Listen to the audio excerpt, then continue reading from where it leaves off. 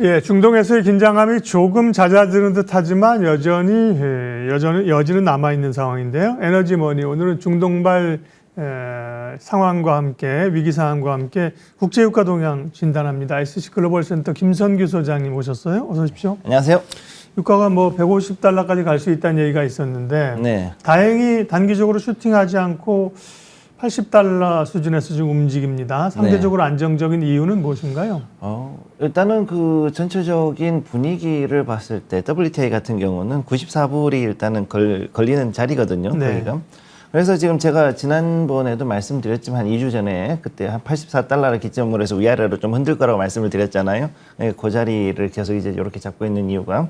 그래서 지금은 앞으로 그 자리에서 계속 변동성이 좀 지속이 될 거라고 보고 있고, 지금 여기서 제일 중요한 거는 중동 지정학적인 리스크라는 게 사실 이제 그렇게 오래 가지는 않을 거라고 저는 보고 있습니다. 그래서 여기에 대해서 아마 조만간 종료할 것이고, 그리고 이제 우크라이나의 전쟁도 조만간 이제 겨울이 다가오고 있기 때문에 조금은 소강 상태에 들어가지 않을까, 그리고 종전이 곧 아마 되지 않을까 그렇게 보고 있습니다. 네, 정말 그랬으면 좋겠습니다.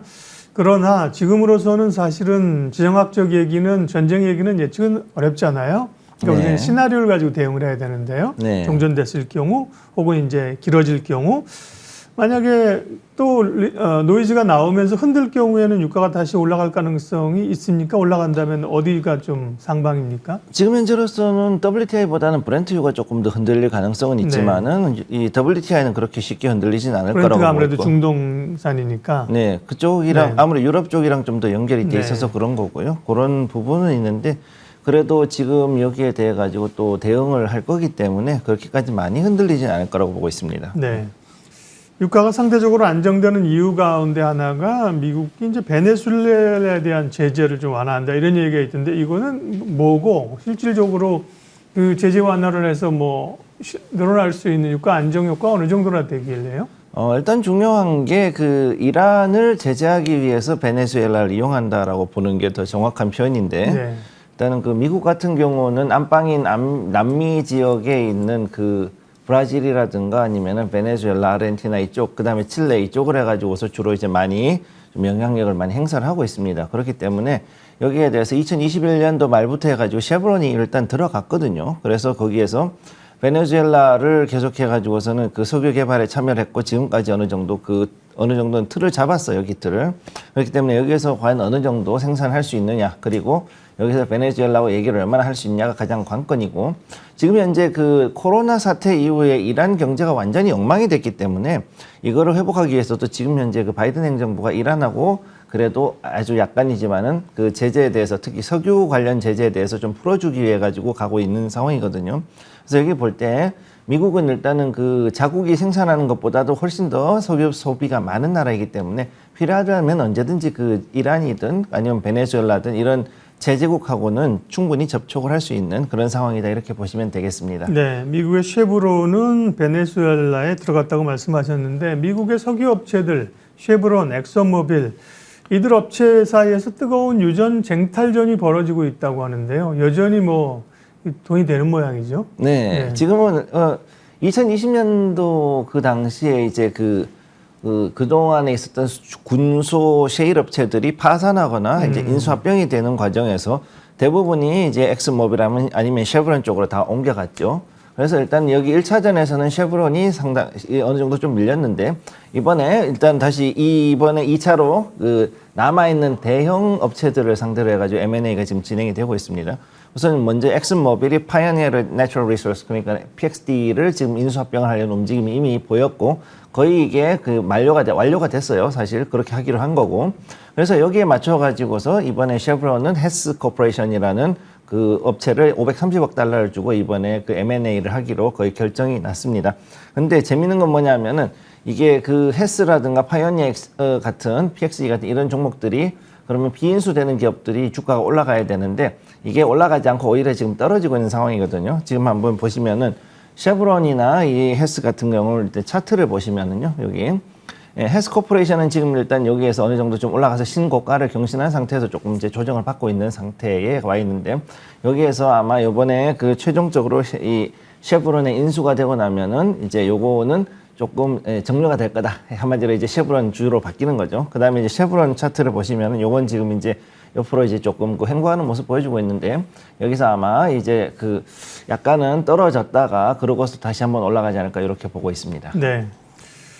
지금 뭐 전 세계가 탄소 중립, 친환경에 관심이 많은데 그래서 전기차, 뭐 수소, 풍력, 태양광 하는 건데 미국의 이 석유 업체들은 투자를 열심히 한다고 그래요. 화석 연료에 대한 자신감을 보이는 이유, 그다음에 이게 석유 업체 중심인지 셰일 기업들은 여전히 투자가 좀 주춤하는지 궁금합니다. 지금 가장 중요한 거는 이제 신재생 에너지가 과연 얼마나 그러니까 바이든 행정부에서 그동안에 자금을 풀어가지고 집행을 해줬느냐가 제일 큰 여건 아니겠습니까? 네. 근데 여기에 지금 한계가 있는 게 전기 생산 시간 쉽게 얘기해가지고서는 바람이 잘 불거나 아니면은 해가 떠 있는 시간에만 그 발전이 되는 태양광이나 이 풍력 같은 경우는 시간 제한이 있고 그 다음에 이 전기를 그 시간에 바로 쓸 수 있는지 아니면은 야간에 만들어지거나 할 경우에는 이런 거를 저장할 수 있는 ESS 시스템이 어느 정도 받쳐줘야 되는데 이런 그 저장 방법들이 아직까지 부실하거든요. 그러다 보니까 여전히 화석연료에 대한 그 특히 이제 천연가스 쪽으로 많은 그 수요가 더 늘어난 거를 지금 볼 수가 있고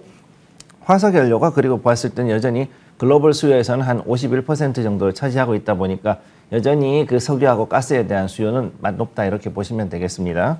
그래서 여기 보시면은 이 미국의 원유 생산 탑 티어 기업들을 여기 보시면은 이제 위에서부터 해가지고 쭉 나오고 있죠. 여기 엑슨모빌부터 해가 쭉 이렇게 나오고 있는 요 회사들이 있기 때문에 그래서 여기서 지금 PXD 즉 파이어니어라든가 아니면은 여기 이제 헤스 같은 거 여기 헤스는 나오진 않았지만 요 헤스 같은 기업들을 인수하는 가장 큰 이유가 바로 여기에 있다 이렇게 보시면 되겠습니다. 그래서 앞으로 이제 그 미국의 원유 생산 업체들은 우선은 살아남아 있는 대형주들 중에서 자기들이 인수할 만한 기업들을 중심으로 해가지고서는 합종 연행이 좀 계속되지 않을까 이렇게 보고 있습니다. 네. 그 원유 에너지 얘기는 그 정도 하고요. 2차 전지 얘기를 좀 할 텐데요. 리튬 가격 하락이 시장에 부담을 느끼고 있는 거고 또 GM 얘기도 어제 여파가 있었어요. 네. 수요 둔화라든지 이런 쪽이었는데 현황 좀 알려주세요. 지금 현재 그 2차 전지는 우선 그 전기차 자체의 수요가 좀 줄어들었다. 한마디로 지금 그 생각보다 전기차가 많이 판매가 되지 않는 게 가장 큰 문제죠. 네. 이제 가장 큰 문제는 역시 이제 그 충전소하고 그다음 여기에 따른 여러 가지 불편 사항들 이것들이 해결이 되지 않았기 때문에 그렇고요. 그리고 특히 이제 전기차 판매 감소가 되니까 그러면은 배터리들은 자꾸 재고가 쌓입니다. 그러다 보니까 여기에 따라서 배터리 가격이 자꾸 떨어지고 그러면은 배터리 기업들의 수익이 자꾸 떨어지는 거죠. 그래서 여기에 대해서 하려고 그러면 결국은 가장 큰 문제는 역시 전기차의 그 충전 인프라를 좀 더 확충하고 그다음에 기존에 있는 그 충전 시스템들, 그다음에 충전기들을 어느 정도 이제 좀 더 업그레이드를 해주거나 아니면은 고쳐서 사용할 수 있게 해주고, 그다음에 지금 이제 그 테슬라가 지금 그 전체적인 북미 지역 같은 경우는 그 이 표준을 테슬라가 다 이제 거의 통일을 하다시피 했으니까 거기에 맞춰가지고서 가줘야지만 이제 어느 정도 전기차의 그 모멘텀이 다시금 나올 수 있지 않을까 이렇게 보고 있습니다. 네.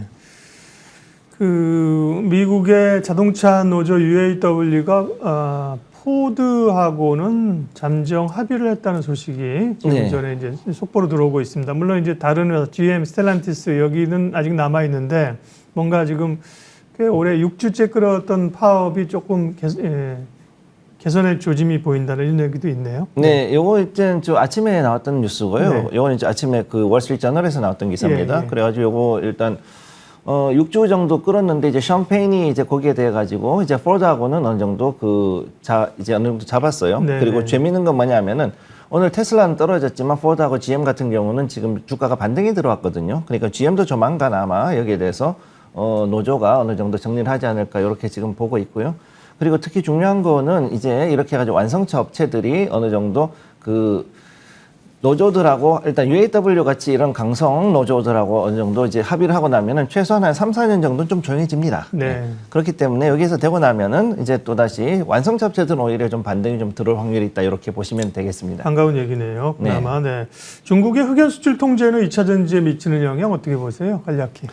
지금 현재 요거는 우선 우리가 가장 힘든 게 뭐냐면은 중국제 흑연을 굉장히 많이 썼다는 거죠. 근데 이게 천연 흑연이었기 때문에 굉장히 가격이 싸면서도 그 다음에 고용량의 그 전력을 거기다가 저장할 수 있었다는 게 장점이었기 때문에 그렇게 했었던 건데, 근데 이제 인조 흑연을 썼을 경우에는 가격이 비싸고 그 다음에 용량이 작기 때문에 네. 거기에 비해서는 아무래도 좀 더 비용에 대한 그 효과가 좀 더 올라갈 수밖에 없다라고 이렇게 말씀을 드리고 싶고요. 그래서 이렇게 했을 경우 결국은 중국은 이 배터리를 자기들이 내수로 돌려가지고 LFP용으로 해서 돌린 다음에 자국에서만 이 배터리를 쓰고 그 다음에 다른 나라에 주지 않는다라는 이런 정책을 자꾸 고수하려는 것 같아요. 그러니까 이렇게 됐다 그러면은 앞으로는 이제 해외 쪽에 다른 나라들은 아무래도 결국은 다시 그 기름 쪽으로, 즉 제가 내연기관으로 가든지 그게 아니면 이제 수소 쪽으로 해가지고 다시 돌아가는 그런 모습을 보이지 않을까 이렇게 예상을 하고 있습니다. 네, 에너지머니, 중동의 지정학적 리스크, 그리고 국제 유가, 2차 전지 소재 관련된 얘기까지 했네요. 김선규 소장님 함께했습니다. 고맙습니다. 감사합니다.